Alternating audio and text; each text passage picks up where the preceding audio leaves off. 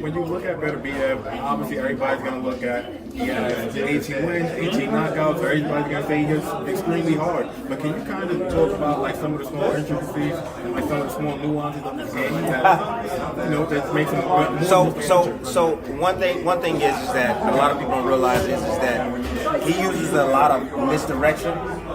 He didn't have to do that today. He was just taking advantage of the fact that he had an inexperienced guy in there as far as skills. That's what he's taking advantage of. But you go back and watch little small subtle movements to get your guard out of position. So if you got the high guard and he needs to move, he'll do little feints and come up and attack you when he sees the openings. So that's one thing that he does that nobody understands or give him credit for. So he's very cerebral inside of there, man. Very creative. If you see him step back and drop his hands, he's looking to lure you in. That means he's looking to box. So he's using the low guard to force you to come in and hit him.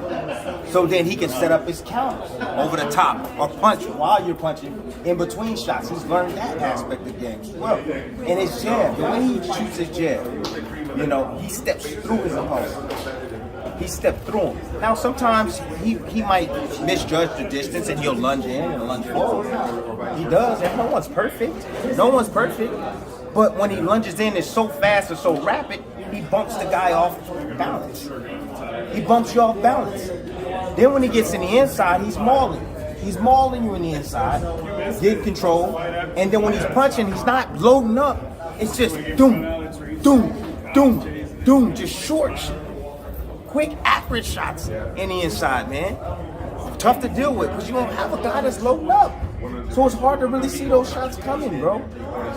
So and then I hear all this low, he squares up, Yeah, he does square up. He's cornering you. He's cornering you. That's what he's doing. He understands exactly what he's doing. Tim, you talked about the feints. Bivol is another guy who kind of uses feints a lot with his feet. With his feet. See, the feints will create hesitation in someone's game. So the feints, what that does is it throws off your rhythm. When you see guys using the jab, that didn't throw off your rhythm. You get hit with the jab, damn, I got to reset. All right, got to think of something else. But then with the feints, the same thing.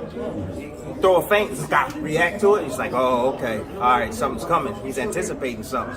But you're able to, he has to reevaluate everything when you throw feints. So it's a good thing to use against a guy like him. You got to keep him off balance, man. You have to keep him picking up his feet. Because if you stand right there in front of him, with that fight, with Bivol and Beterbiev, how does that fight play out for Undisputed? Man, honestly, I haven't looked at Bivol, I know what Bivol can do, but I gotta see the holes. And I gotta see where. Okay, and I gotta see where Bivol is weak, where Beterbiev can take advantage of him, and vice versa. You know what I mean? So I'm looking for weaknesses by both guys, and then I'm looking for their strengths to see which one can do it and knows how to do it. And I'm looking at something, I'm looking at their fights repetitively and saying, damn, he's able to land that right hand again against that jab. So I expect them to try to do the same thing similar, but the problem is that Bivol has great feet, man. Great feet.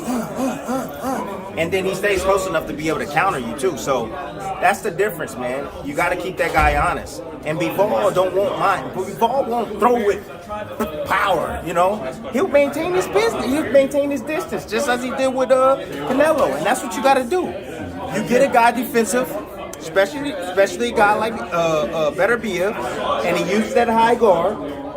And if you can bring that pelvic forward like this, you got him. He's out of beat. What are you gonna do?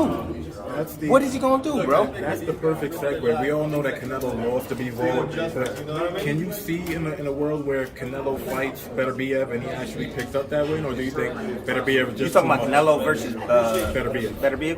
I gotta see. Canelo gotta fight Triple G. That's who he got to fight, So I'm expecting a better Canelo this time around. I'm pretty sure he learned okay, your two strategies that you normally use, that didn't work against Bivol. It didn't work. Yeah, that walk you down high guard, entice you, breach you on the shoulder, all that shit didn't work.